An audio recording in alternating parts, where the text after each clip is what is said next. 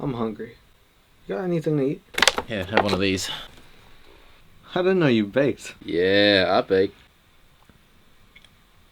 That's pretty good. Yeah, damn right. Did you put weed in this? Nah. Come on, man. Put ketamine in it.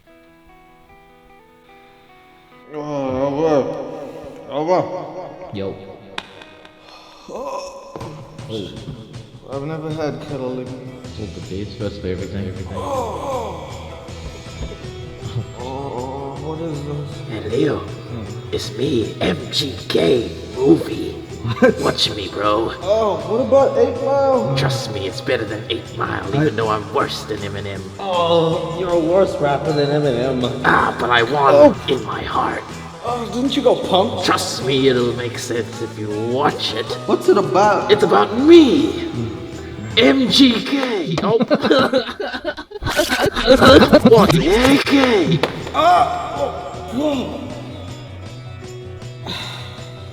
What the hell is this? What the hell is that? Do you sometimes think Megan Fox got with Machine Gun Kelly so that she's not the worst actress out of the couple anymore? I'm just asking, because Machine Gun Kelly has now came out with a movie called Good Mourning, and I am still in mourning after watching the video. In fact, I feel like that's the movie they play on the plane ticket to hell. I really think this movie is as bad as it seems, and if you want to know how bad the movie is, Rotten Tomatoes gave the movie a 0%. So if you want to put that into perspective, you would receive a 0% because 0% of a movie with effort is the equivalent of someone not doing something and achieving the same result. Imagine putting effort into something and it's still equated to nothing. That is how this movie is. It is a stoner comedy movie and it stars a lot of heavy hitters in the game, including Megan Fox, wife fucker Pete Davidson, Mod Sun, who's a singer and also the co-director and writer of this movie. That is the coolest name I've ever heard in my life. Also with cameos from Snoop Dogg, Avril Lavigne, and Becky G, who is the real G in the relationship. Go Becky G, woo! I don't know what she does. This movie's horrible. I mean, I don't know how you feel about Machine Gun Kelly. You said to me, You smell like weed. and I said, I am weed. I'm indifferent. I think he's fine. He's a harmless dude. He is a rapper turned punk rocker turned now director slash writer slash actor. And if any of you haven't been following Machine Gun Kelly's journey, he is the one who decided for whatever reason to diss Eminem for being Eminem. Hey, somebody grab him some clippers. His fucking beard is weird. Which is like dissing Rap Jesus. Not really sure why. Eminem, of course, came back with a song called Kill Shot. Fucking shit is like Rambo when he's out of bullets, so what good is a fucking machine gun when it's out of ammo? Which was such a heavy diss that Machine Gun Kelly actually reverted from rapping to now singing punk rock music. He sung it so well that his next album went platinum because people love punk rock apparently. And then he decided he could make movies and tried that. Now, I don't want to compare Machine Gun Kelly to Eminem any more than anybody else is, but it's pretty common knowledge that Eminem also released a movie as a rapper called 8 Mile. And it's famous for the song Lose Yourself, which is not only a #1 song, but it literally won the Oscar. So Machine Gun Kelly is not looking good compared to Eminem, that's all I'm saying. But let me read some of the reviews, maybe they'll be good. These are reviews from critics. Thankfully, I didn't have to pay for the tickets to this downfall. Nice, that's the name of one of his albums and also a pun. Clever. Machine Gun Kelly and Mod Sun ultimately proved to be over their heads in a flat odyssey through slapstick hijinks. In the current barren wasteland that is the stoner comedy landscape, the laziness is nothing short of inexcusable. Listen, I don't know, maybe I'm just being harsh on Machine Gun Kelly. Everyone should give him a chance, like they did with his singing. Is the movie commercially successful at least? Maybe it's like a Marvel movie. How much did it gross at the, oh my god, $21,000? The movie made that $21,000. So to put it into perspective, like 1997 when Titanic made $1 billion, this is like Jesus on steroids. A fat profit was made. Look, I don't know what else to say about this movie. It's a stoner comedy like Cheech and Chong, except not as good. It stars Machine Gun Kelly, whose acting range is almost worse than his vocal range. I would love to say that it was a good movie, because I love when rappers do anything. I'm like for it. As much as I like it, I also like it for the wrong reasons, because I hate it. So the basic plot is that Machine Gun Kelly is an actor who wakes up receiving a text from his girlfriend who says, "I wish I didn't have to do this, good morning." She spells it with a U, and he looks it up and sees mourning as a time for sadness. He takes this as a sign that she's going to break up with him and cannot focus on his day because he thinks that she's going to break up with him and hijinks ensue. That is the plot of this movie. Oh yeah, the other guy, Mod's son, his hair looks hilarious. That's about it. Before we get into this video, if you'd like to subscribe, that would be great. And if you want to follow me, join me at 16leo_ on my Instagram. And that way you can message me to say hi or give me ideas for the next movie, because I've been on a roll. Today's the biggest day of your life, babe. The movie starts off with Becky G saying the words, "Today's the biggest day of your life, babe," something I've dreamed of ever since I watched this movie. Becky G did not know she was a singer. She sings many songs and is very famous, and I don't know about her. Just goes to prove I don't give a shit about most people. Motherfuff.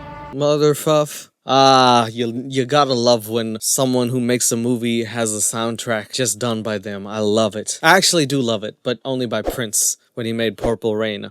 That was a long time ago though, and Prince is kind of a different artist to Machine Gun Kelly. I'm not gonna say who's better, but it rhymes with rinse. Oh, did I mention Megan Fox is in this movie? And Machine Gun Kelly and Megan Fox have the most wholesome relationship in the planet. They just do such wholesome things. I guess he dragged her into this, and let me tell you, she is a really good partner. Because in order to make him look good, she had to act worse than him, and boy did she do it. What a fantastic couple of bad actors. God, why is anyone up this early? The main character's name is London Clash, and his girlfriend's name is Apple. I would have preferred if it was Becky G, because that's a funny name. Her name is Apple. He gets 2 texts from Apple. Now tell me when you watch this movie you don't think a phone broke up with him. Like, hey Siri, will you break up with me? Hey Siri, can you break up with me, please? I don't have an answer for that. Hey Siri, you suck. Siri, hey Siri, hey, bitch. Seriously, can you sing me a love song? She just doesn't listen to me, anything I say. She's like my real girlfriend. Good morning with a U. What the fuck? Weird. Hey, it's Apple. Leave a message. Can you imagine being, in a relationship with someone, every time you make a spelling error, they're like, what the fuff? What the fuff? Man, I'm sorry, babe. I meant to say, how was your day? It corrected to a G. I said, how was your gay? And you think now that we are not, that I'm not into you because I'm into men now. I'm sorry. I don't know why you're reading into this. That was a typo. I just can't. I don't understand how you can actually have a character literally like this. Hi. I'm a little confused. Could you call me back? Okay. Is Machine Gun Kelly a heartthrob? If you're a girl, can you please let me know in the comments below? Is he? I don't know how to judge who's good looking or not. Because to me, he looks like a 6'4" skeleton. In saying that, I look like a 5'8" brown landlord. Like, I don't know who's worse. So you tell me. What's good looking anymore? London Clash looks up Mourning because he doesn't know what mourning is, because he's 30 years old and doesn't know the word mourning. He's never had a loss in his life. He only takes dubs and smokes L's. He looks it up on the dictionary, and mourning says a time of sadness because of a loss. So now he comes to the conclusion she must be wanting to break up with him. A time of sadness because of a lot. What the fuck?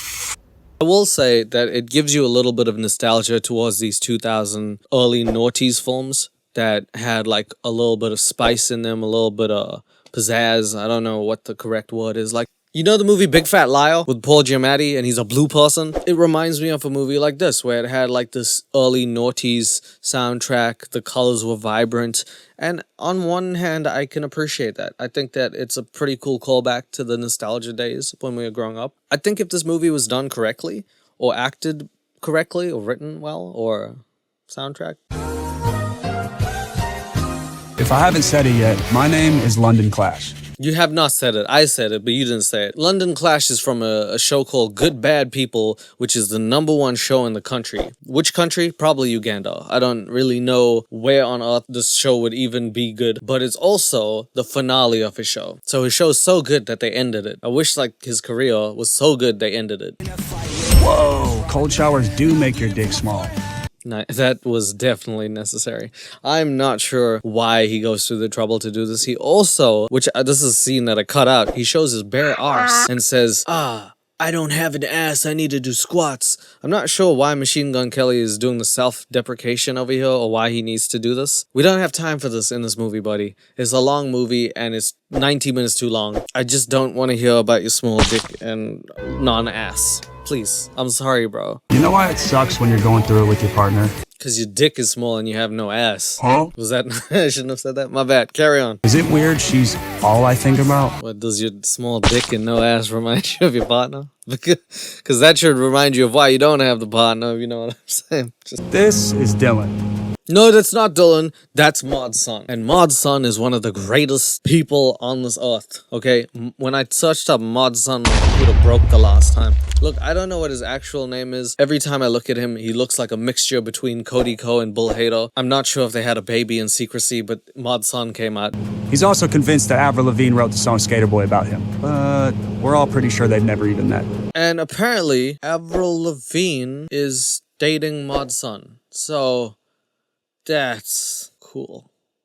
Nice. Hey man, Mod's son got himself a skater girl, so good for him.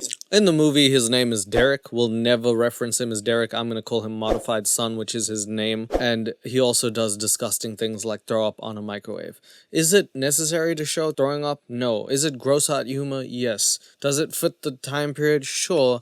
But should we see it? No. I just asked myself too many questions. I'm so sorry you had to see that. But hey, he's eating a bowl of kids. He's eating kids. Mod son, modified son, eating kids. Haha. Dude. You want some? You want some kids, dude? You want some kids? I put them in milk. I'm gonna lick them. I don't know. They're supposed to be called Kicks, I think, in America. I'm not sure why they changed it to Kids. That's the worst named cereal since OJ stabbing cereal, or like, you know, R. Kelly singing cereal. Please, can you name it something else? Oh, by the way, take a shot for every time Machine Gun Kelly or any of the cast says, and you will be good morning someone because you'll be in the grave. So don't take a shot, please. Take an imaginary shot every time. I've created like 8 different movies in my head about what's happened between last night and this morning, and 7 of them are horror films. What's the 8th one? It's like The Notebook, but without all the happy parts, so it's just Ryan Gosling crying for 2 hours straight. Mod's son is a great actor. That's why he's a singer, because he's such a good actor. They just don't want him in films. That also was an attempt at comedy by MGK. It would be like a garbage man trying to sing, or maybe a flight attendant trying to break dance. Just things that you don't necessarily want someone to do. MGK doing comedy is maybe the last thing I want to see in my life, but I am seeing it now. So that was his attempt at comedy and writing. Mind you, did I need to say it again? He wrote and directed this movie. He's also starring in it. The last person to do that really well was Woody Allen when he wrote, directed, and starred in the movie Annie Hall, but both of them were weird. So anyway, in this movie, characters just do things just because of plot. Like in the middle of throwing up and saying, do you want some of this? Modified son decides to take a nap in some cereal, possibly because he's either been smoking crack or selling it. I'm not really sure why he decided to take a sleep. I guess he just passed out, but lots of people pass out just because. I don't know what any of these other people do for a living. I guess they are MGK's entourage, London Clash's entourage in the movie. And he introduces them as if we're going to actually care about these characters. In a lot of movies, when you introduce too many characters, you do not have time to care about them, and they don't have time for us to develop a backstory, which is something that you need to do in order to create a good, gripping story that you'll want to watch again. Hello. I'm your new assistant. That's Dove Cameron. I called her Dove when I first read it because I'm an idiot. She was in movies and sings and in things. She plays Olive, who is Machine Gun Kelly's assistant, and her boobs play her shirt because you can see that she's not wearing a bra. It's almost hard to not notice that. I'm so sorry. I am so sorry. I am also so sorry, but for different reasons. But my assistant forgot to remind me. Ha ha ha. That's probably how most of the script reading was. Ha ha ha ha. Machine Gun Kelly, please don't actually hold your machine gun at us, please.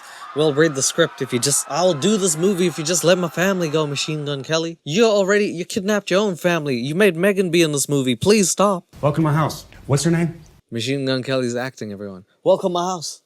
Welcome my house. Say welcome to my house. He didn't even say the word to, and they didn't retake it. Welcome to my house. Welcome my house. Machine Gun Kelly, please just direct the movie. I watched an interview that said that you can't start your day without coffee, so I got you a latte. That is important.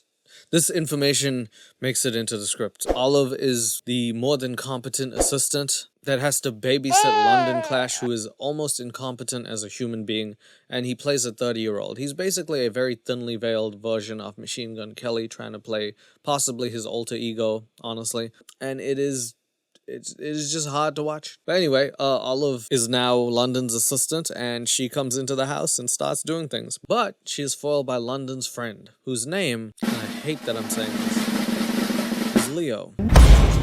All right, this is Leo. I gotta associate with this thing? Oh my god. Space Buns over here, really? He's been my best friend since 3rd grade when he gave me his gym shorts after I drank too much Mountain Dew and peed my pants.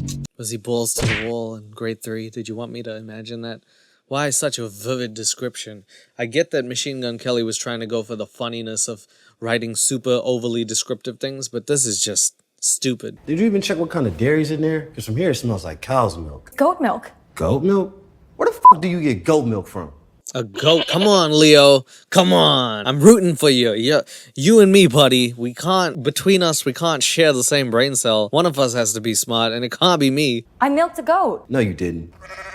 Oh, she had that picture, right? She just had that, huh? I milked a goat, as if someone had asked her many times. No, that ain't goat milk. Goat milker! I watched an interview. You said you like goat milk. Nah, I didn't even know goats made milk. You probably heard me say oat milk. Yeah, this is the kind of humor that we're dealing with.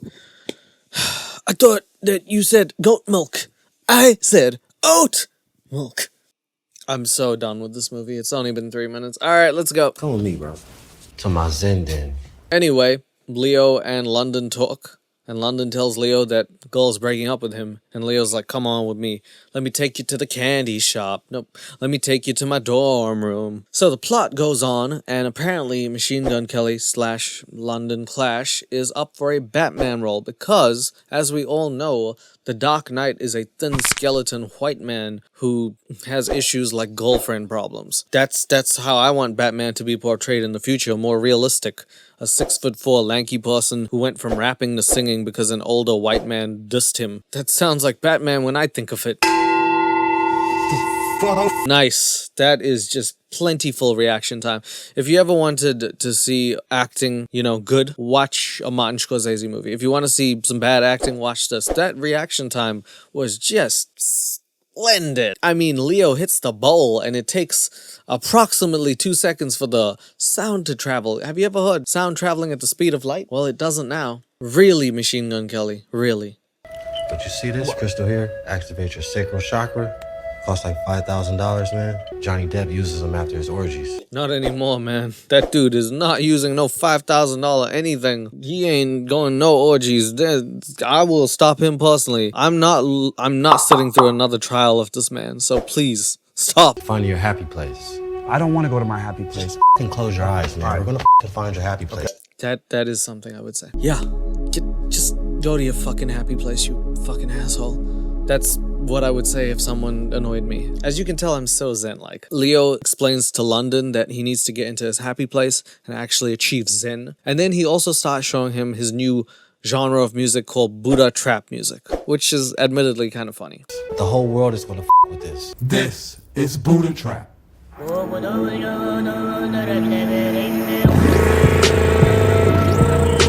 Yes, I forget. Leo actually lit either one of his ears with incense sticks and somehow managed to burn the house down.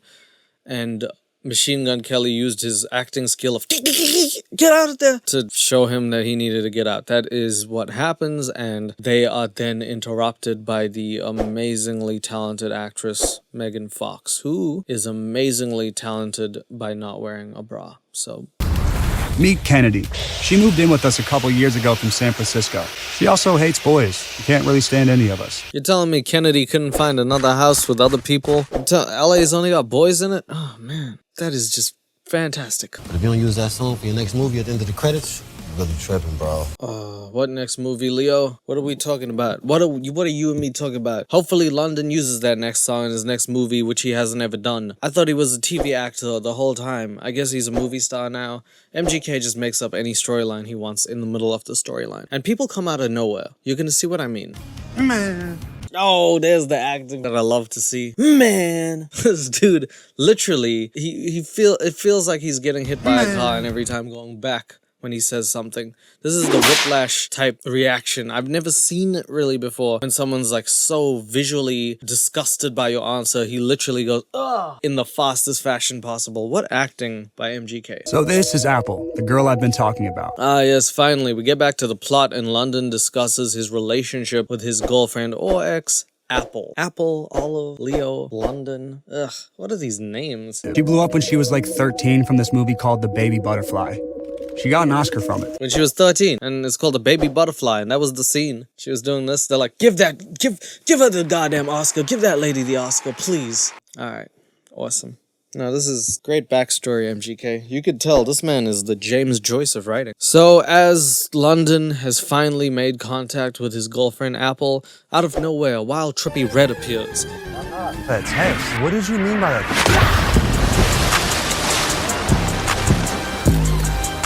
And then he throws balloons at people because that's what he does. And I'm pretty sure that's not even in the script. I just feel like Trippy Red is the type of person to sit on a ledge and throw balloons at you. He's also legitimately so high that he could barely get through his lines. And that's not acting, that's real. I had to come over here extra early to let you know. That finale last night, 7 days. That shit was garbage. I just acted it. Oh, he's literally holding a blunt in his hand. It's like, listen, man, if you're gonna act, can you at least try? Can you try, buddy? They were like, action, and he was like, man, you should have went with America's 7 days.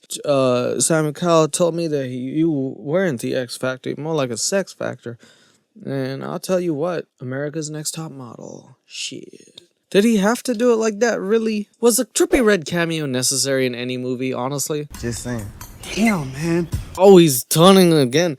As soon as I say it, every time this man says damn, he turns like viciously to either the left or the right. He like literally was like, damn, man, what the shit? This guy really, really does not like reacting like a human. Why?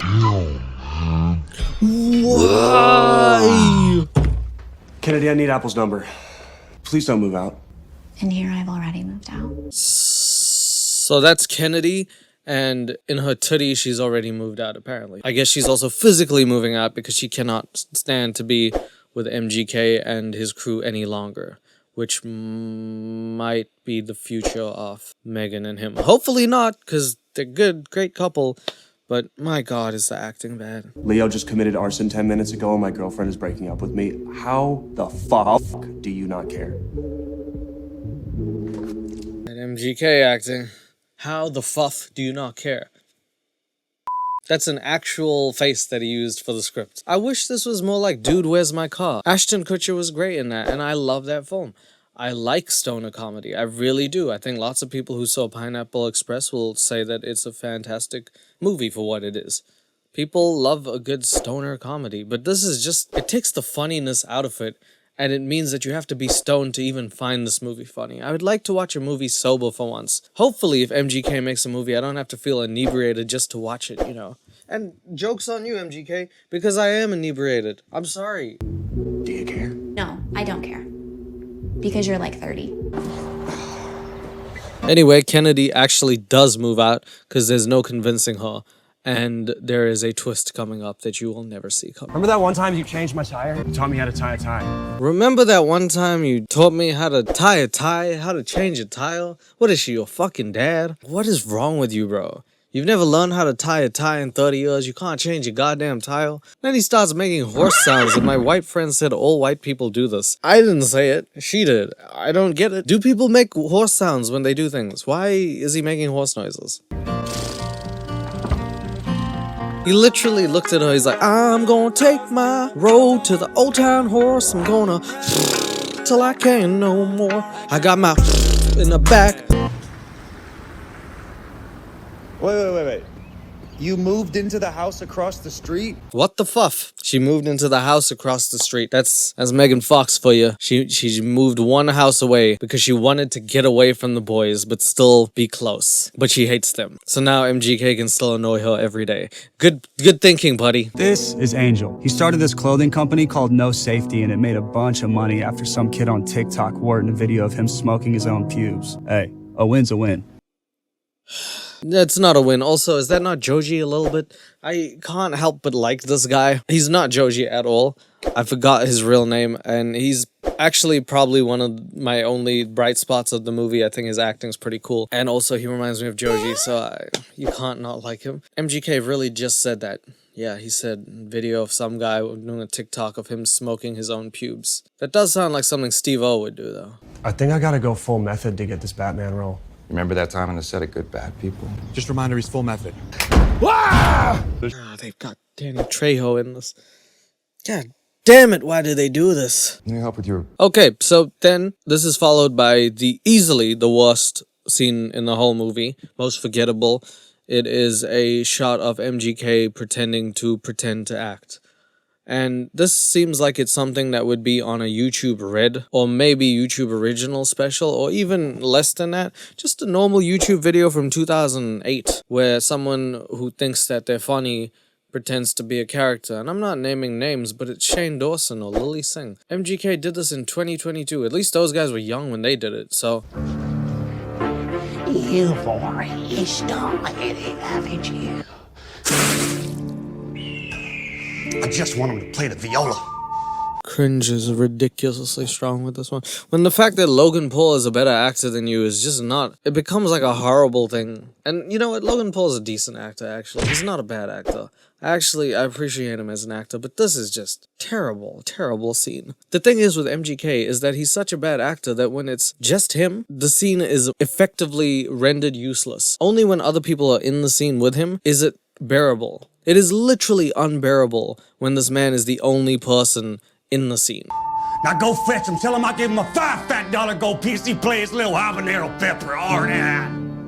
What? Bro, can you at least try? What kind of accent is that? If you can't do the accent, don't do the accent. I'm not sitting here trying to do Chinese accents for you. I'm not attempting. I know what I'm good at and what I'm not good at. So, like, get the mic and start singing or doing something that you're good at, bro. This is the worst thing I've ever seen. And they had the audacity to say method acting and then do this shit, which is character acting, just by the way.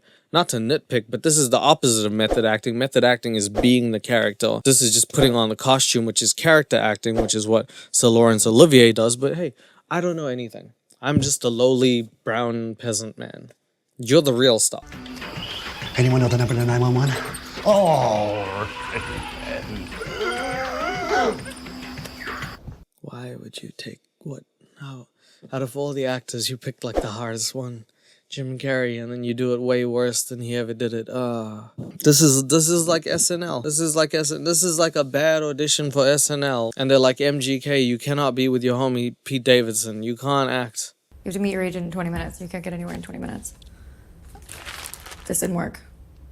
Anywho, after this amazing display of acting, London is called upon by his assistant, who says that they have a meeting with their agent, who's played by Whitney Cummings. That is her name. I think it's Cummins. I don't care. I'm going to call her Whitney Cummings. And she plays a hideous, crazy agent. She plays it well, but it's also trashy, and I just don't know why she does some of the choices she does, but it's not the worst. Oh, that's Sabrina.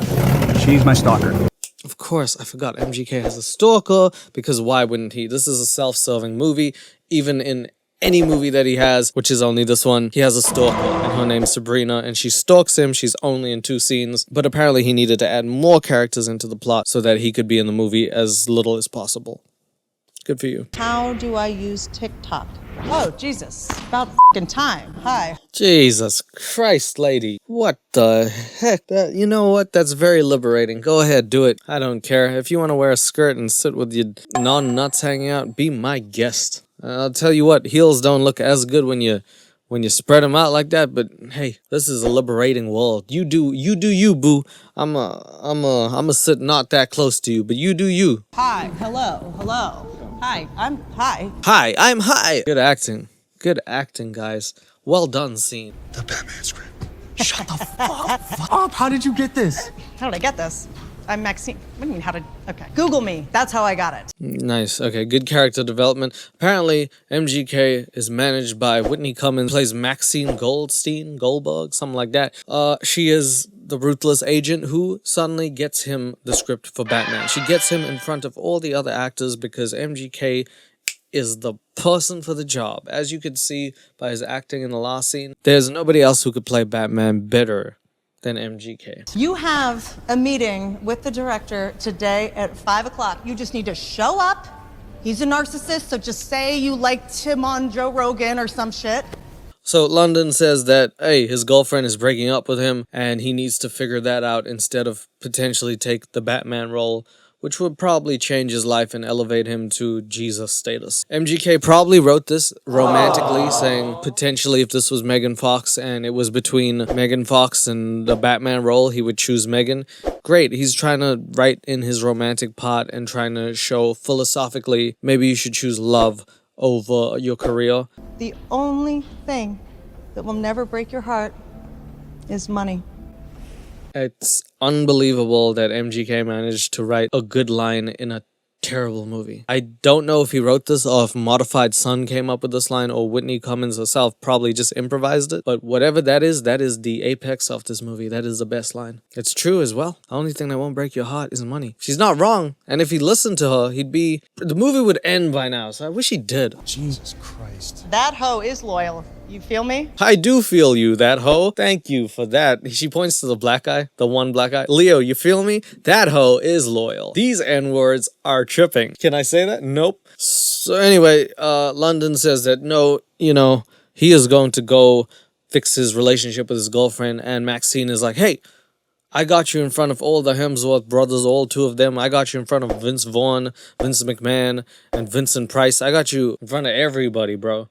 I got you in front of Vincent Van Gogh for Batman, so you better go to that role. And then he's like, nah, but I did practice. So now they're having a fight over whether he actually trained for the role or not. I thought maybe you just have to audition instead of meet with the director, but hey. Let's just be grateful that 15 years ago, I gave this director a hand job at the Pluto Nash premiere, and today is the day it pays off. Now, I know that was a joke and it was supposed to be making fun or like a satirical take at how mismanaged power is in Hollywood and how upper men in higher places use their power to sometimes receive sensual favors from women in order to get roles and get parts for either them or their clients.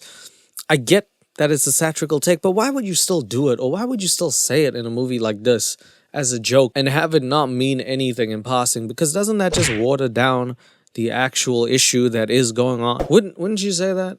That's like making a R-word joke in a movie and then also trying to move forward with not having people be R-worded. I just don't understand why you'd put that in this movie if you're gonna make light fun of it and not mention it like it's just a matter-of-fact thing that happens. I don't know, I just thought that was not too tasteful, that's all. Do you want to be in love, or do you want to be the biggest star in the world? Because you can't have both. Jay-Z, he got Beyonce. He's a big star. Kanye West, he's got Jesus. $1 billion. Weird shoes. A$AP Rocky. Baby mama's Rihanna. She's hella rich. Tiger Woods puts his balls in more holes than just golf. Has a kid. I could go on. This is Batman. All right, I'll be at the meeting. Batman. I got you. The only movie that matters. I know. Why does that smell like Batty?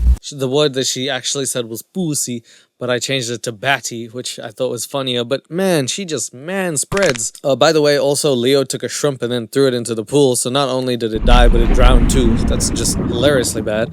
But as they leave the meeting, London is then ambushed by the paparazzi who says, Becky G's looking pretty sad. And did you do anything or did you cheat on her?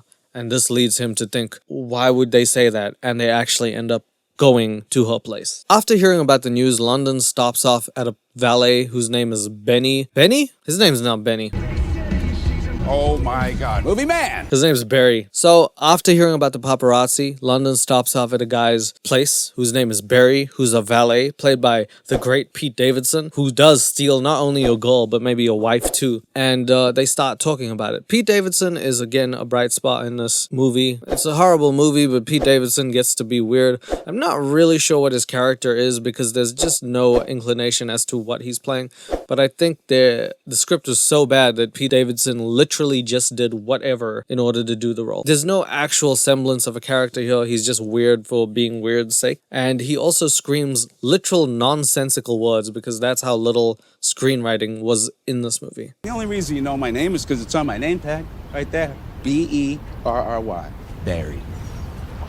Is it Barry or Berry? What a weird name. Why do they have so many, like, food names? Apple, berry, olive? Like, what is up with it? Was Machine Gun Kelly just hungry and he's like, I also want to write a movie? Anyway, Pete Davidson / Berry tips London off as to where Apple could be, and I guess he starts screaming nonsensical words like this. Hey, are you fired? I'll give you $100 if you could tell me what he actually said. Hey, are you fired? Did he not say the words, are you fired? Are you fired? Are you fired? Are you fired? Are you fired? I have no idea what he's saying. I just need you to text me. Yeah. But I will fuck your wife. He then says to send my love to the boys who are already there, and he's an awkward dude, but that is his character. He will make another appearance later on because he's Pete Davidson and his friend is Machine Gun Kelly, so he does make appearances in not only his movies but music videos too. Anyway, London goes back on the hunt, and his friend Angel Dust, whatever his name is, says, hey, why don't we actually go to her place? To which London says no, but then eventually is like, all right. I'm not breaking into my girlfriend's house. But he was breaking in to his girlfriend's house. Can't believe I'm breaking into my girlfriend's house. Whilst breaking in, Angel looks and finds a clue that says you looked beautiful tonight by someone named Luca, and thinks Luca is the new boyfriend because in a day, not only did she break up but found a new boyfriend, because that's rational. But these are stoners we're talking about. Leo also looks at an urn and mistakenly drops it on the ground because he's an idiot, brain dead idiot. Leo is a brain dead idiot. Whoa.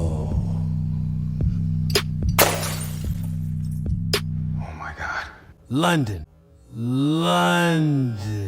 That's beautiful. That dialogue replacement is amazing. London! What is this, dust? You don't know what dust is. You don't... Okay, Leo. Are you actually a brain dead baby? What's up? You don't know what that is? You never seen... Dead people. You haven't even heard the concept cremation, and your other friend hasn't heard mourning. Do you guys know anything about death? Between both of you, you guys think people live forever, and it's probably a big shock to you that not everybody does. I feel like I need to educate the crew at some point. We gotta pick him up.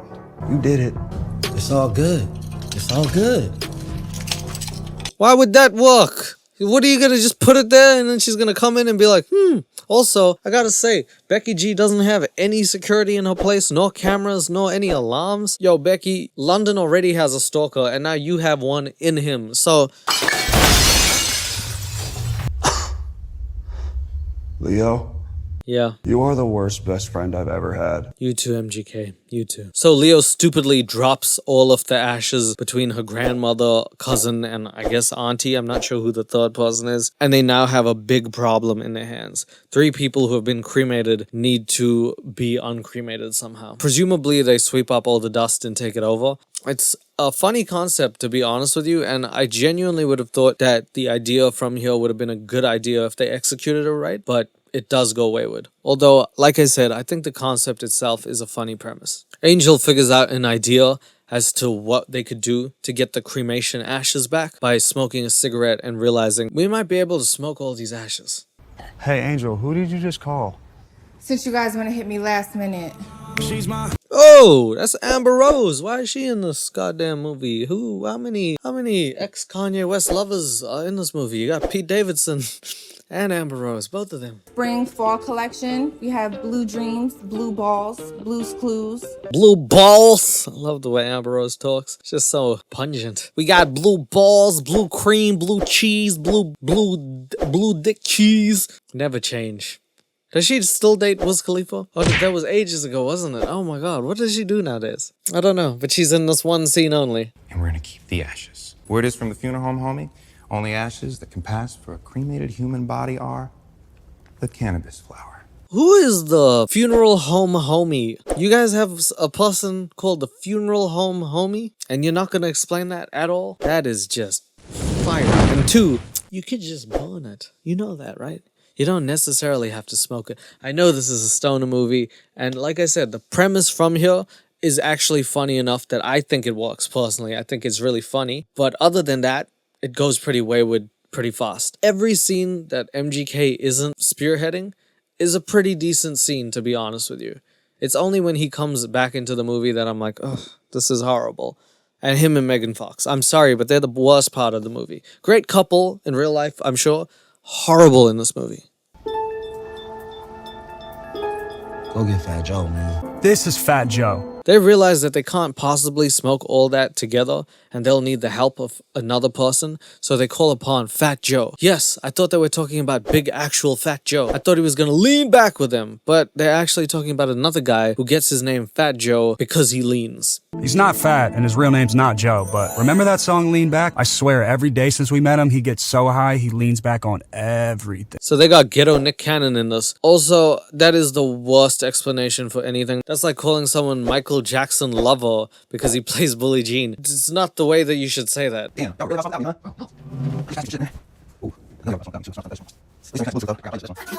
This is really probably the only scene that I think is coherent and acceptable in a movie like this, and especially in terms of a montage. I think it's pretty good, and it shows the gang's chemistry and how they would be if they were just a stoner crew. I think it's somewhat decent. My boat should be filled by now, right? They realize after smoking a heap of ganja that they're not even close, because I'm not sure if they know how cremation works, but you have to actually cremate the whole body. You're gonna need Wiz, Snoop Dogg, and a lot of other people, maybe Bob Marley reincarnated, to actually help you with this task. This was the moment I realized we were for real. Oh shit, did I walk in on a smoke sesh? Megan Fox then shows her fat ass to the camera and says, "Hey, hey! Don't look at me. I'm into girls, remember?" That's like me whipping out my ding dong and saying, "Hey, ladies, this is for men, not for you." That's just so, I like girls. You gotta let that dream die. Scoot over. Oh, her one boob is sticking out, but the other one isn't. It's asymmetrical. Put it back, Meg. All right.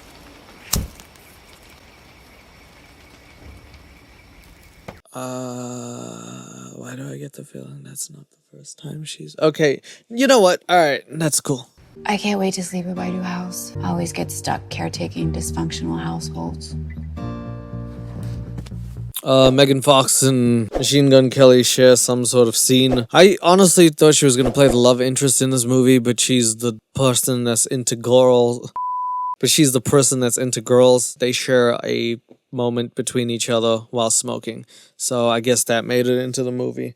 MGK really is a romantic. After a while, they actually smoke to a point where they feel that it is acceptable to replace the 3 cremations with that amount of ash. It's not even close, but the movie will movie. Also, Fat Joe then hears a lobster trying to fight him. I'm talking to you. Fat Joe, you're a fanny. You're a sausage. And a big fucking stoner. I have no idea why the lobster is Scottish. I do not care. The lobster insulting Fat Joe is one of the funnier things in this movie. It's just funny. The fuck you say, lobster? Your balls will be down at your ankles. Your balls will be down at your ankles. That's fantastic. Great stuff. Megan Fox then comes in and says, "Hey, that's not real. That's not actually happening. You guys are just crazily high." And Fat Joe's like, "Oh, yeah, you're right. I'll get this lobster next time." And that is the end of that. But they are so high, they actually get a visit from a likely super joint. And that super joint is played by none other than your boy Snoop Dogg. Smoke me, smoke me. I can't smoke you anymore. What you mean you can't smoke me? Man, quit acting like a bitch. Smoke me, smoke me, smoke me!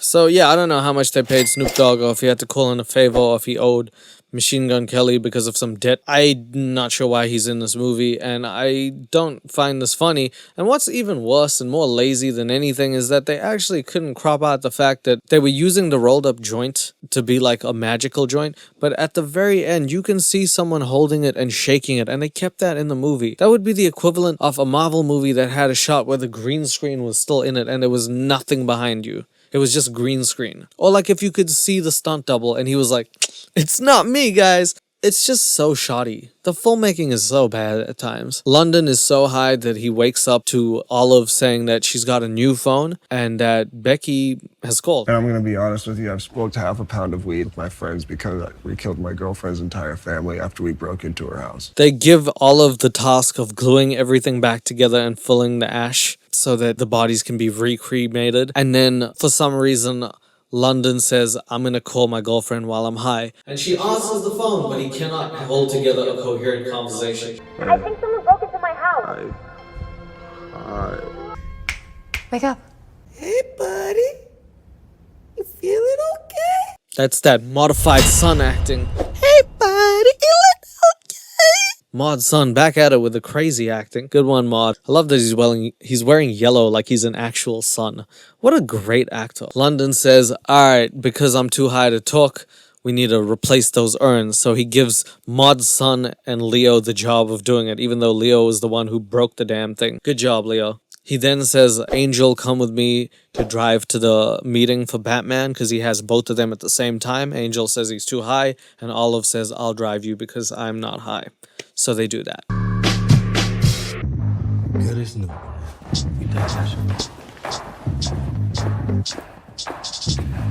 How the hell did they break into the house without them knowing? What was that? I guess I was just hearing things. Where did they come in from? The same place as last time? How'd they get in last time? Does she always leave her bathroom window open? Does she take big dumps that smell? Sorry, I just don't get why that would be a thing. Oh my god. Anyway, they do replace the urn, so they finally manage to take care of that, but then while they're taking care of that, they see Becky G with a potential new boyfriend, and they take pictures of it. Meanwhile, at the meeting, London pulls up, and he calls his boy Leo to check up on the situation, and Leo tells him, I think you need to get down here right now. London then decides to make up an excuse because he doesn't really care about the Batman meeting, and tries to get out of it with his agent by saying he'll be an hour late. For some reason, this manager seems to really be okay with him constantly doing everything he can to sabotage his career, and she has the most patience I've ever seen for someone who does not care about their job any more than they could. I don't know if this is how Hollywood actually is, but she either really wants the money and sees him as a monetary client, or just hates her life. It could be both. But she listens to him spout out his bullshit before getting understandably mad at him before he leaves and goes to Becky's house. Hey, Olive, don't fucking drive at all. Are you out of your mind? Anyway, London pulls up after going all the way from his meeting back to Calabasas. He's like, where's Becky G / Apple? She has left, and they show him the picture of the guy with the neck pillow, and he's like, she is definitely sleeping with that guy. For some reason, London's manager calls him again and is like, hey, you're late to the meeting. And I just made it into the front door in time. I'm supposed to be at that meeting. Go to the meeting. Nice one, Maud, son. Go to the meeting. You should go to the meeting, buddy. Maud, son, one of the greatest actors of all time. Go be Batman. I'm not losing her over this acting job. He's just really... Maud's son wants him to be Batman. That's about all that Maud's son wants. But Machine Gun Kelly is like, nah, I want Apple. Dude, you're tripping. I would literally hire a hitman and take my parents out to be Batman.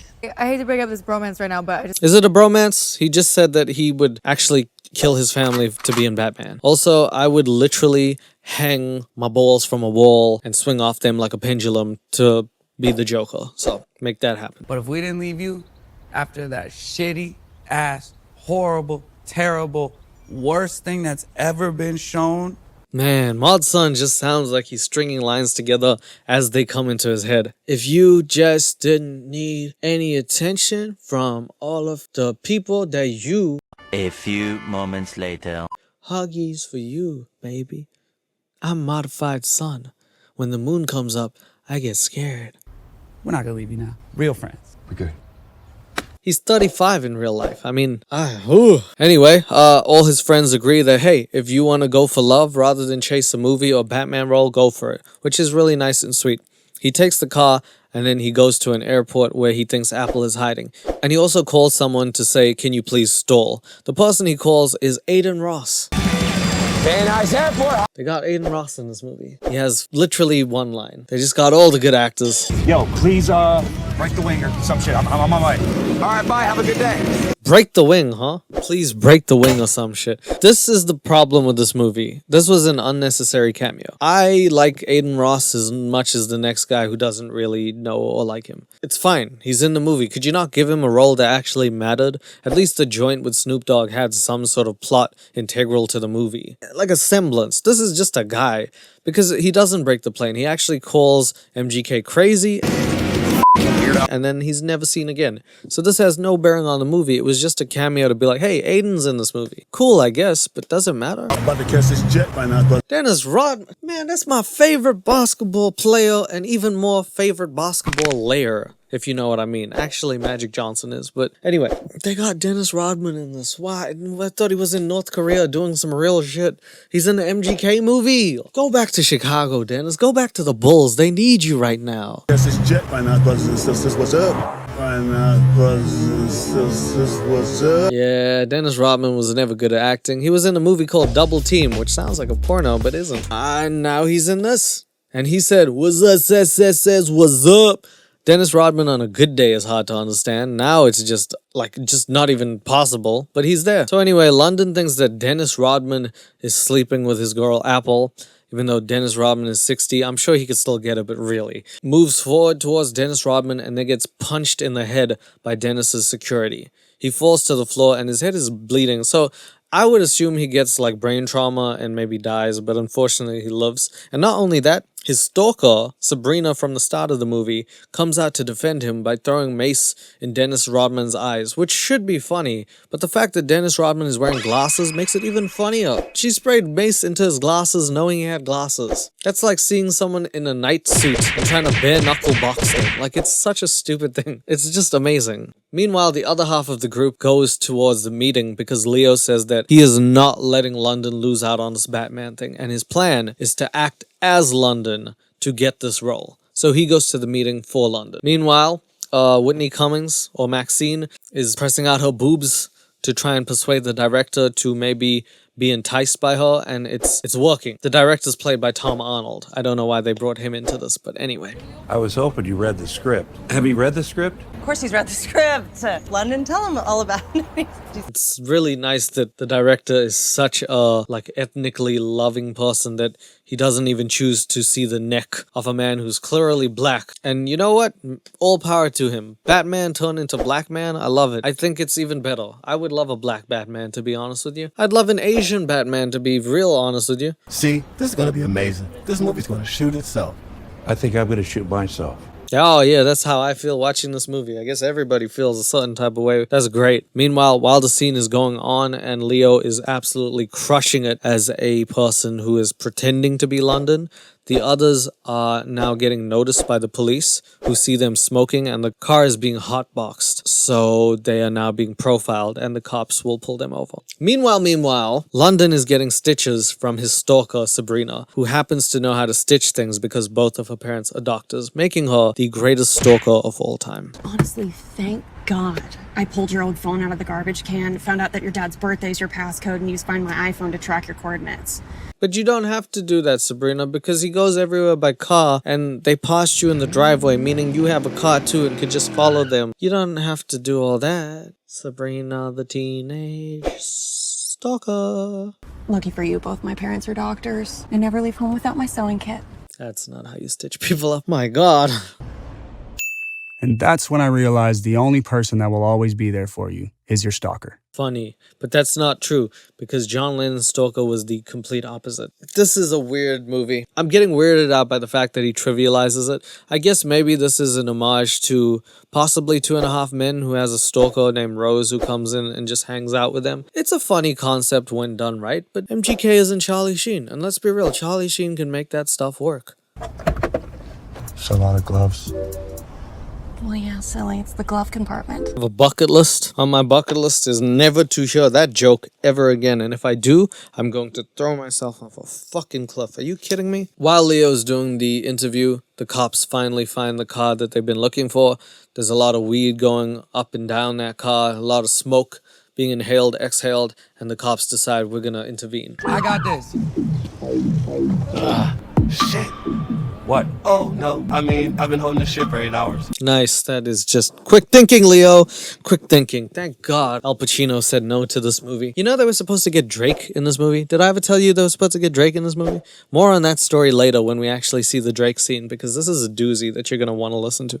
But wow, I've been holding in a shit for 8 hours. Could these people possibly want the Batman movie less? Could it be less important to them? You know, if you're not going to take the role, someone else will. It's just how it goes. Will Smith turned down the role of Neo from The Matrix so that Keanu Reeves could play Neo from The Matrix, and I cannot see that character be played by anyone else from now on. I'm just saying, do your thing, London. Get your girl. Anyway, Maud's son gets out the car and is like, "It's LA, man. We're smug anywhere we want, baby." And then as soon as he says that, the cop slams him against the front and is like, "This is it, Maud's son. It's over." Leo then sees this and leaves the meeting so he can go help out his friends. But then they arrest him too, because not only is he black, but he's also black wearing a weird helmet, so that's extra scary. Why do you always sit outside my house? She's a stalker, bro. Machine Gun Kelly asking the real questions. They're actually going to try and have a moment of solace between a stalker and a celebrity, which, again, the idea of it, it's kind of cool to have an idea like, what is the dynamic if a stalker actually gets to talk to the person that they've been wanting to get with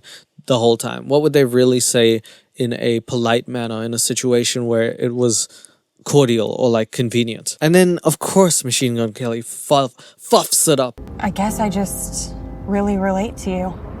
I don't think you really know me. But you are both white and blonde, so they know you well enough. I've been a fan since I Hate My Parents. You've seen I Hate My Parents? Yep. That's crazy. This is what's gonna happen if Machine Gun Kelly has a real stalker in real life and he ever gets kidnapped in real life. She's gonna be sitting in the passenger seat like, You know, I seen the movie Good Morning, and he's gonna be like, "You've seen Good Morning? Willingly? Oh, fuck. All right." The acting, it's so brilliant. This is how you know it's an MGK script. The acting is so brilliant talking about himself. Only in a fictitious world can he come up with that, because he knows in reality nobody's gonna say those words. So you gotta write it somewhere. At least you got it said at some point. Good for you, MGK. Good for you. No way. How did you get one of these? They don't even sell these here. What, water? I'm sure they do if you look hard enough. LA doesn't have all the water, but you can find it. After driving home and sharing a couple bonding moments, Sabrina tells London that, hey, you actually were on video during that fight and you got knocked out and literally everyone saw it because it went viral. And MGK is like, oh, crap. And Sabrina's like, I'm sorry. You look great. And London / MGK, I keep messing up the names, is like, can you take me home? To which Sabrina says, all right. What a nice stalker. Imagine having a stalker pick you up, drive you back home, stitch you up, and give you all the things you like. This is just a good girl at this point. Even while getting knocked out, it's crazy. I gotta call Apple. You gotta stop doing that whiplash thing, buddy. You're gonna actually put yourself into a neck coma if you keep whooping your hair back and forth like Willow Smith. Please stop. London tries to call Apple to let her know what's going on, to see if she saw the video, but she doesn't answer. So he says, could we just go home? Maybe she'll be there. I don't know. This is as far as I can go. Oh, right. The Restraining order. But the restraining order's probably been lifted since you guys are 2 feet apart. You know, I don't think it matters right now. But anyway, convenience of plot, right? London has to go to his own house because Sabrina's like, restraining order does not allow me to get out this car or do whatever is convenient to the plot. And he leaves. But before he leaves, someone comes to visit him and she is pissed. Are you serious? Is this why you've been acting weird all day? Is that your stalker? Wait, you know about that? Becky G, how do you know about that? You know about his stalker? That's kind of cute. He told you about his stalker. Aww. Becky G comes out and she is pissed because she was just trying to check to see if London was okay. She's been waiting all day and she finds London with another girl, and not just another girl, his stalker. No. I love you.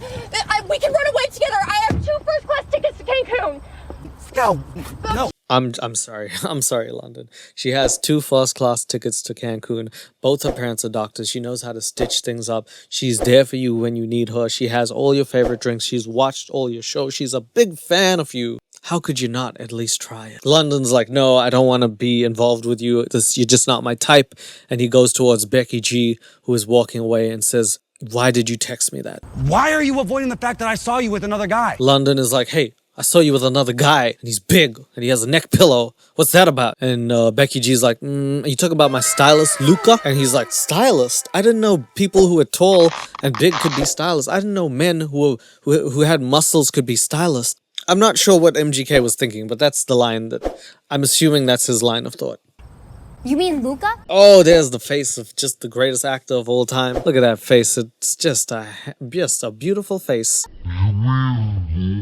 That's a hell of a face. But you know what? That might get a little confusing for you. So let me make this not confusing for you. We need a break. You could have just said clearer, Becky G, but okay, let me make this inconsequentially presumably clear for you. I'm going to understand how to not date you for a certain block of time in my life, period. Becky G, she finds the worst way to say the right things. London then says, hey, this all started because of you, because of a message. And she's like, what are you talking about, bruh? And he says, you sent me good morning, like as in good passing, as in good grief. And then she said, I was a typo. And London's like, what about the thing before it, when you said this was really hard to do? And Becky G's like, yeah, I wish I could do it in person, is something I said, because I wish I was there in person with you, to wake up with you every day. And that is the movie. That's how that whole thing happens. It all was because of a little misunderstanding that caused this whole relationship breakup. You can see why it has a big fat 0 on Rotten Tomatoes now, can't you? Oh! He then screams at the heaven. Oh! Because that's MGK's acting when he's mad. He says, "Fuff!" to the wall, and then he goes back to his house. London, you're fucking fired. Oh yes, Maxine also fires him because she finally gets some sense into her head and is like, I don't know why I even put up with you. Which is the most warranted thing in this movie. I am so sorry Maxine even has to deal with this turd off a man. You were simulating a sex scene. I could tell from that you can't fuck. You can't even fuck. That's kind of inappropriate, but I guess she fired him, which is not even a thing. I didn't even know that you could fire people as a manager, but no, I'm sure you could. I just never thought about it. This is the worst day of my entire life. Is it? Is it really? This is the worst day of your whole life. You're 30 years old. You didn't have one day worse than today. You have lived a privileged life, my friend. He's then back at the crib with his boys, and his boys are like, hey man, we need a party. But before they do, they're like, hey man, have you noticed Leo wasn't here? And he's like, yeah, where is Leo? It turns out Leo and Maud's son are in jail. Hello.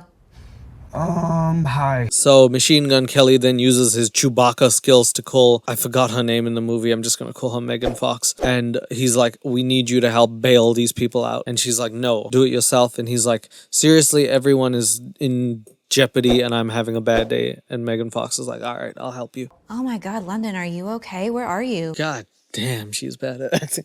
Wow, that was horrible. I thought that was a joke. I thought she was being sarcastic. Oh my God, London, are you okay? Where are you? I will be there right away. I don't got one of the best actors since Meryl Streep. Meryl Streep acted in so many movies. I wish that I acted in the same movie so I could make acting as good as her. I feel like even in reality, if you say something to Megan Fox, she just sounds sarcastic saying it back. I would never know how to read her emotions because I don't even think she knows how to convey them. My goodness, Megan. Anyway, they somehow bail the two out of jail, and Angel says the words dad, and he screams it at Maud's son, who I'm pretty sure is probably his actual dad, so that's cool. After getting out of jail, Leo says, let's go to a party, and London's like, nah, I just want to go home. But then they see Becky G at YG's party. Becky G, YG. They both share the last name. Is Becky G married to YG? You tell me, Illuminati sign. According to your ex, she's at YG's house. And she's doing dad dances too. She's like, hey, I'm at YG's house. This is how I dance to YG. We've been fighting all day. Like, why the f would she go out? Because you've been fighting all day? Because you've been fighting all day? Hey, there we go. There we go. Maud's son, my guy. You apparently broke up? Yep. He looks really cool. He dresses really cool. Well, that's not really relevant, but all right. He's a huge rapper, super famous. He loves me too. I can get us right in. You're not getting into this party. So anyway, they decide to gate crash YG's party and actually see what Angel's up to. At this point, Machine Gun Kelly is the least likable character in the movie because is he not just a stalker to Becky G who said we needed a break? And once you say you need a break, you can't go and chase this girl. That puts you in a really toxic environment if you keep chasing this girl. So please, why are you at YG's party? Please tell me why you always stalking. Why you stalking? They get to the party, and this is the line that is actually said in a movie, and it is real. Get in line, everyone. No, get in line. Not get in line, get in line. It doesn't make sense. I don't know why she said it like that. That's so stupid. So anyway, I guess he snorts his coke, but it turns out to be ketamine later on. Anyway, they go in and London is absolutely trashed from the coke. What's up, YG? Oh shit, London, what up, dog? God damn it, they actually got YG in this. YG, make some music. So YG just basically says, hey, enjoy the party, but also I hate all you guys, but also enjoy the party. And he was happy to see London even though he didn't invite him to the party, which is very weird. But anyway, they then see Drake. But it turns out it's a fake Drake. And I have a little tidbit of information for you. Apparently, if you actually read up on it, Machine Gun Kelly asked Drake to be in the movie. Drake supposedly said yes, but their schedules kept clashing. And one day when Drake was free, he says, if you send the private jet, I'll come over and do the cameo. To which Machine Gun Kelly said, this is not a Marvel budget movie, we cannot do that. And so the cameo fell through. What I think actually happened was Drake read this, said, holy shit, this is trash, threw it in the garbage, but was too nice of a person because he's Canadian to say no. So he was like, yeah, man, I'll do it. Yeah, sure thing, bro. Sure thing, buddy. Okay. 2 2s, my guy. Sure. Drake could probably really afford to be in it if he wanted to and just didn't. So they got fake Drake. I don't think that's Drake. Fake Drake. Angel gets closer to the snake, realizes Drake is not actually Drake, and the snake bites him, causing him to overact so much that he goes back in time to the point they realize that they actually didn't do anything, but they did the lines and didn't get in the party, and they weren't coke lines, those were ketamine lines. They also leave the party being like nothing's actually happened, but then realize their boy Fat Joe has fallen into a K-hole, and now they have to get him out. To get him out, they have to take him to someone's house. But they first go to my boy Barry, because he can take people out of K-holes, apparently. I knew they'd come back. Movie Man! Movie Man! He's been in 0 movies. I love how they constantly call him Movie Man when this dude has only ever alluded to the fact he's been in 1 TV series and it ended. Barry looks at Fat Joe and is like, yeah, we can help Fat Joe out, get him out that K-hole. Let's just take him to a room upstairs and your goal is there. And he says that Kennedy is there. Kennedy's there for some reason, not explained until later. They actually take him in and say they need the room to help, and Barry does his stuff. You, get the fuck out of here. No, you, Sonic, get in the fucking bathroom, please. I'm not. There we go. There's that Pete Davidson screaming. I love it. Glass of water. There it is. There's that Pete Davidson being weird because nobody gave him any script directions. They were like, just play you with a little bit extra sauce, Pete. Okay, give me water. More sauce. Water! Perfect. That's the one, Pete. That's it. Yep. All right, everybody take a nice deep breath. This is kind of like the scene in Pulp Fiction, but way worse. Remember in Pulp Fiction when Uma Thurman almost ODs and they have to bring her back to life and it's such a thrilling scene?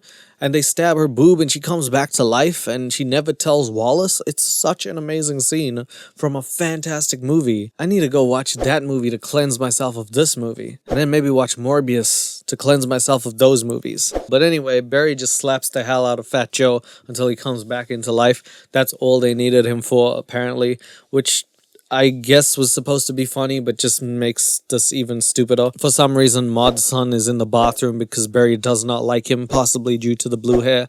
And also Barry's, I guess blueberries are blue, and he just doesn't want to compete with any other berries.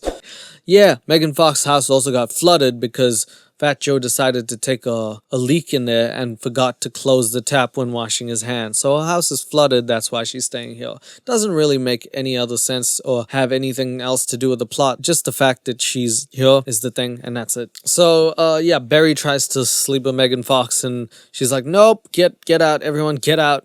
And she kicks everyone out.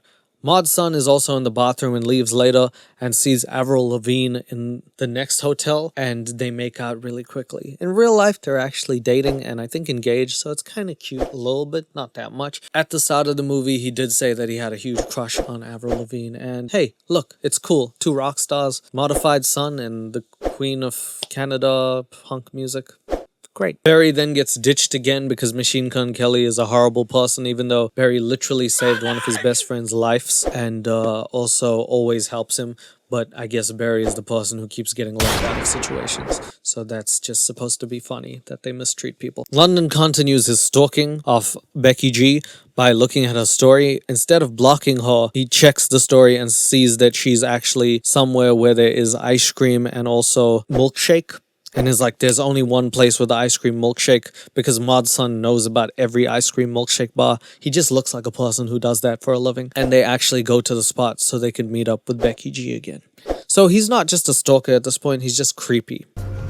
Like, did I choose wrong? All I wanted was apple. That sounded like it came from the menu. The next scene is them at the cafe. And he's like, did I choose wrong? All I wanted was apple. It sounds like the waiter's gonna be like, well, we only have pears, sir. So stupid. So stupid. But not stupider than this movie. Just then, Olive comes into the restaurant and she's like, hey, what's up? She has a phone call from Maxine, and Maxine is happy to see London again because it turns out he's won the role of Batman. How's he done that? Because he got punched by Dennis Rodman's bodyguard. That's right. They think it's a viral stunt by London because he just got knocked out, and they think that he could take a punch well. Because, as we all know, Batman is famous for getting beaten the hell up. He fucking bought it, hook, line, and sinker, and you are the next fucking Batman. You know what? I will say Whitney does give her all in this performance, and I really don't want to put it on her because she does try as hard as she can, and it's pretty damn good considering this movie's trash. She's really doing her best there. I love you. Oh, she just ruined it. My God, what is up with this habitual line stepper of a woman? You don't know how to fuff. You can't have sex correctly. I don't think you could read. 5 hours later. You know what? I love you. I mean, you know what I mean. No, I don't know what you mean. I never heard that. I'm proud of you. Okay, I love you too. No! God damn it, man. It's like telling your boss, hey, bro, I love you, and I want to squeeze your ass cheeks and also raise your kids with you. Weirdest first day at work ever. It's like it's about time for you to hop on out of here. That's really funny, Maud's son. You should be a comedian when you're done singing. Olive is like, this was a weird first day, and I just got zoinked back into reality knowing this all happened in one day. And you know what? I love stoner movies that all happen in one day, like it's a packed day when they just wanted to smoke. I love the concept of that. But again, unlike Cheech and Chong or Dude, Where's My Car?, not enough has happened, and the script wasn't written as well as it should. So it just feels like it's all pigeonholed or forced into one day. It doesn't feel natural. Like Pulp Fiction has this weaving storyline. Everything that happens seems natural. It's the conversation in between. Whenever you're writing a good script, there's two things. You write story and dialogue. Those are the two things that I've been taught to write. And they both have to marry each other and at least be good enough so that the dialogue carries the story and the story carries the dialogue. You gotta have both, because you can't have one or the other. Like your manager said, opposite to what your manager said, it's gotta be both. It can't be one or the other. But anyway, London seems to have got the role of Batman, and he's super happy. He's so happy that he says, I gotta call Apple. And because the store doesn't answer, he means his girlfriend. Baby, hi. What do you want? I just... What? Can we talk? Like, no arguing. Hey, can we talk? No arguing this time. Hey, stop being a bitch. Can we talk? Hey, baby, I know that we keep arguing and you're such a bitch. Can we stop? Okay.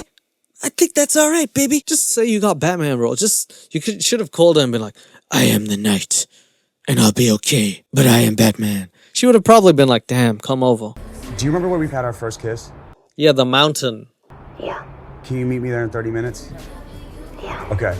Machine Gun Kelly manages to do a bit of realistic acting because I have a feeling he's done this before in real life, and that was some honest reactions there. He says to Becky G/Apple, can we meet at the spot where we first kissed? And she says, all right, let's meet there in 30. And he wants to tell her the good news. She's gonna see you? Yeah. What the fuck just happened in the last 35 seconds? It was the plot that you wrote because it couldn't actually happen in real life. It's called an ex machina.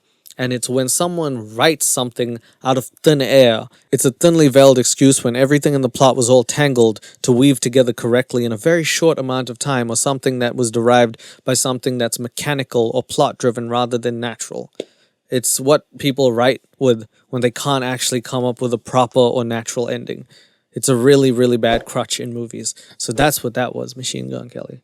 It's called shitty writing. Anyway, he decides to leave. He says bye to his friends and he goes to meet Becky G. And he drives to her and she drives to him and it's all good. But then, a twist that I genuinely didn't see coming happens. They're texting each other while driving. And they crash into each other. Also, Becky G drives a Z4 2008, so I know for a fact if this actually happened, Becky G would be Becky deceased. He's driving a goddamn Chevrolet. He would have ran her over, and this would be manslaughter. This would turn from a movie about trying to get your girlfriend back to trying to get back at your girlfriend and then going to jail for the rest of your life for it. But they crash into each other and the glass breaks in a heart sign, which I think is kind of a decent shot. They end up in a hospital next to each other when they wake up and they're like, what the fuff? But they seem happy and I'm assuming they're together, and that's how the movie ends. It ends with a car crash. I genuinely didn't see it coming. I think it's a weird, maybe even philosophical way, and probably the most punk ending that you could have in the movie. So out of everything, if it ended like that, I would have genuinely thought this movie was somewhat redeemable. However, it doesn't. And I regretfully and hate to tell you what's going to happen next, but it is the worst thing. All right. Good morning. Yes, written by Colson Baker and Maud's son. Colson Baker is MGK and Maud's son is Modified Son. However, after the credits play, like a Marvel movie, they have an extra sequence. But this extra sequence literally undoes everything in the movie. And what you're about to see is the worst cop-out of all time I think I've ever seen in a movie, and it makes the movie unredeemable. Like, if they just didn't have this, I would have at least smirked and been like, nice try, MGK. But this is just violently, wildly stupid. And cut! So anyway, it turns out that this was all just the finale of the horrible season from Good Bad People, or whatever the hell the TV series was. And they're just actors who are acting, and this was all a show. This was the finale of that. So you're telling me London class goes through all of this in the course of one fucking day because of a text message with a typo?